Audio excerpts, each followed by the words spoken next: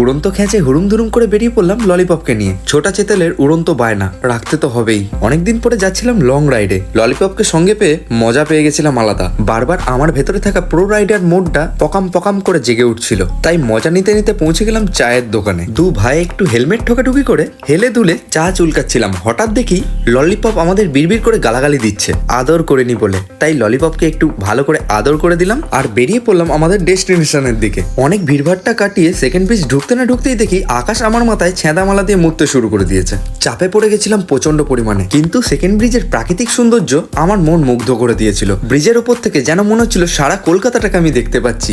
আর এই অপরূপ দৃশ্য তোমাদের দেখাতে পাচ্ছি শুধুমাত্র ছোটা চেতালের জন্য। ছোটা চেতাল ললিপপের পোঙায় বসে পকাম পকাম করে ভিডিও ক্লিপ নিয়ে যাচ্ছিল। ঝিরিঝিরি বৃষ্টিতে ভিজতে ভিজতে বাইক রাইডিং এর মজাটাই কিছু আলাদা লাগছিল। তাই দুই ভাই বার্থডে মেগা মেগা গান গাইতে গাইতে হঠাৎ দেখি ইডেন গার্ডেনের সামনে কিলো কিলো লোক বৃষ্টিতে ভিজতে ভিজতে আইপিএল এর শেষ ম্যাচ দেখতে এসছে। আর সেই আনন্দে ভগবান ফ্ল্যাশ লাইট মারছে ওপর থেকে পিচিক পিচিক করে। ভগবানের এইসব কাণ্ড কারখানা দেখতে দেখতে পৌঁছে গেলাম আমাদের ডেস্টিনেশনে। ললিপপকে ইনকাম ট্যাক্সের আওতায় রেখে বেরিয়ে পড়লাম দুই মক্কেলে ওলা বিবি কিনতে। বৃষ্টির মধ্যে ভিজতে ভিজতে এদিক ওদিক খুঁজতে লাগলাম বিভিন্ন দোকানে ওলা বিবিকে।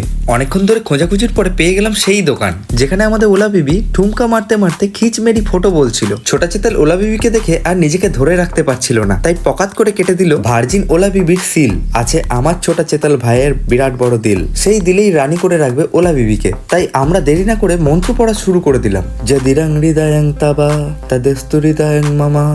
আর চলে এলো সেই সুন্দর শুভ দৃষ্টির মুহূর্ত।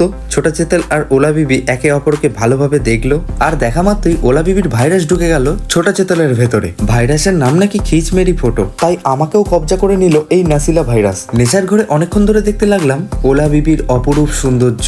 তারপরে টলতে টলতে ওলা বিবিকে বগল দাবা করে ললিপপকে নিয়ে বেরিয়ে পড়লাম বাড়ির পথে। বৃষ্টির পরে ঠান্ডা ফুরফুরে হাওয়া দিল মাঙ্গে মো করে দিচ্ছিল। অরিজিৎ সিং মাঝে মাঝে আমার মধ্যে যে বিরাজ করছে আমি বুঝতে পারছিলাম, তাই দু এক কলি গুনগুন করে গানও গাইছিলাম।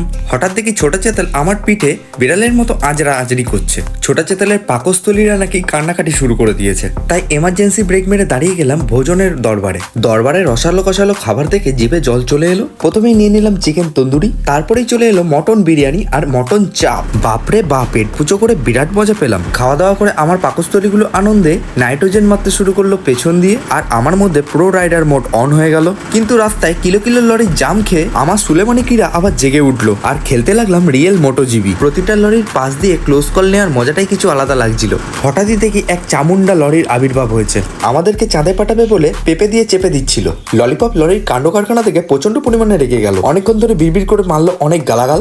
লরির খালাসি ছোটা চেতালকে দেখে ভয়ে সেলুট মেরে সাইড দিয়ে দিল, আর আমরা ধুম মাচালে ধুম ধুম করতে করতে চলে এলাম বাড়িতে। ছোটা চেতাল নতুন বউ পাওয়ার আনন্দে নাচতে শুরু করে দিল। তোমাদের ভিডিওটা কেমন লাগলো অবশ্যই জানিও। ভালো লাগলে লাইক কমেন্ট সাবস্ক্রাইব করতে ভুলো না যেন।